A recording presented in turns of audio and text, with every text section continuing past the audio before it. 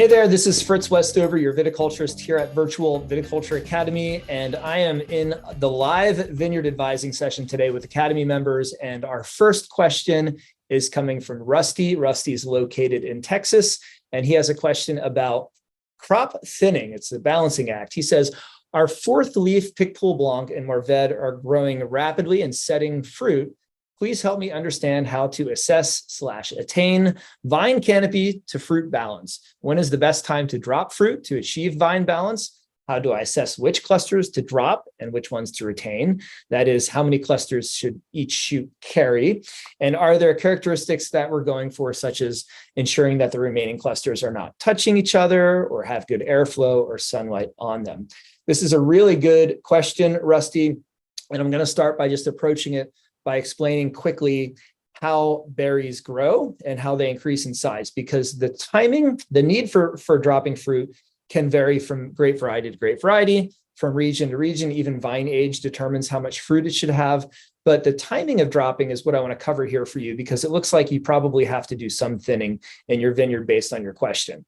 So if you know how a berry grows, the berry itself grows the first part of its life by cells dividing. So you have cells dividing inside the berry, and that creates that small berry as you go into what we call lag phase. So you get about to peppercorn pea size, right into about bunch closure time. And then there's a lag phase where the berry stops growing for a short period of time. And then we go into the post-lag phase growth, which is an effect of the cells within each berry. They stop dividing and start expanding. And that expansion is what causes the berry to grow again, all the way through veraison and harvest. And so, of course, how well the cells divide before your lag phase is important, because that determines the set number of berries and, in a sense, determines your ultimate berry size. But there's a lot of influence after lag phase with respect to how much water goes into the berry, other environmental factors. So when you thin fruit before lag phase, there's a reason I'm telling you all this. When you thin fruit before lag phase, there tends to be some compensation, and you can end up getting a little bit more cell division in the remaining fruit. So you can end up getting a little bit larger berry size or compensation for that early thinning. And that at times can be good if you really want large berries, but other times it could be bad, especially if you have varieties that are susceptible to bunch rot, because the larger the berries are, the more chance you'll have for fruit split, things like that when we get into the late season, especially if it's raining near harvest. And in Texas, that can happen. Also, Picpoul Blanc and Mourvedre are somewhat susceptible to bunch rot. So what I would suggest that you do is approach your fruit thinning in 3 phases. The first phase would be after fruit set, between fruit set and lag phase. If you need to do any fruit removal this early, which is a little less common, I would only remove fruit from maybe a shoot that's short, like 12 to 15 inches long. If the shoot tip stops growing, that's not going to be a suitable shoot to ripen a full cluster, much less 2 clusters or 3. So you can start by removing some fruit from those shoots, especially if you want the shoot to grow longer and become a permanent structure for the vine, like if you're developing cordons or something like that, or a cordon extension, for example.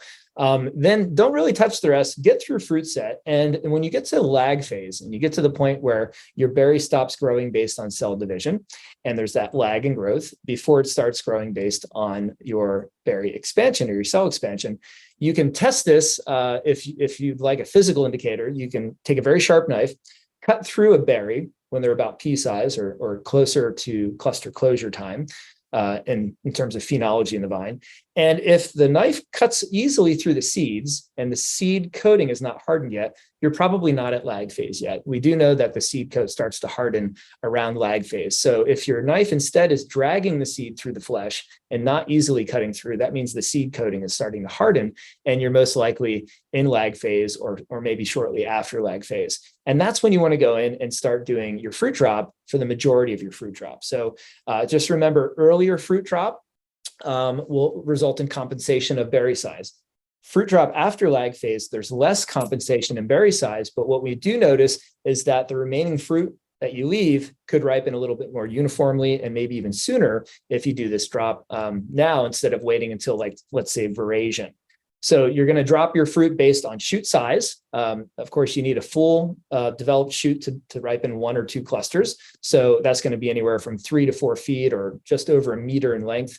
You want 17 to 25 leaves roughly on that shoot to ripen your 1 to 2 clusters. So anything that's shorter, you can reduce by taking out the clusters on short shoots. Or if it's a moderate shoot, you might leave 1 cluster instead of 2. If it's a long shoot that goes all the way to the top of your canopy, maybe even needed to be hedged, you could probably ripen 2 clusters on that particular shoot. So you can use that as a simple, easy to teach guideline for your workers. Also, wherever clusters are overlapping, where you have 1 cluster piled on top of another, that's another good place to target reducing your crop. So you can take out the clusters from the internally more shaded part of the canopy and maybe leave those clusters closer to the outside where you can get better spray penetration. And in some cases, sunlight penetration, where we want to have early morning dew being dried out in the canopy.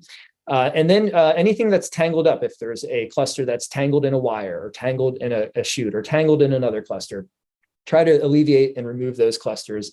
And what we're aiming for is good uniform distribution of the fruit in the fruit zone. And you also reserve the chance to go back later. There's another time you can do some fruit drop to finalize and kind of increase uniformity of the crop. So that would be around 80 to 90% veraison or color change. And you could do a final pass, just dropping any clusters that are green and hard or physically behind the majority of the crop. And that won't really do much to hasten the ripening of the remaining crop, but it's going to reduce some of that more green, lesser ripe fruit. So the overall harvest is going to be a little bit more uniform, and hopefully that's going to result in a little bit better wine quality.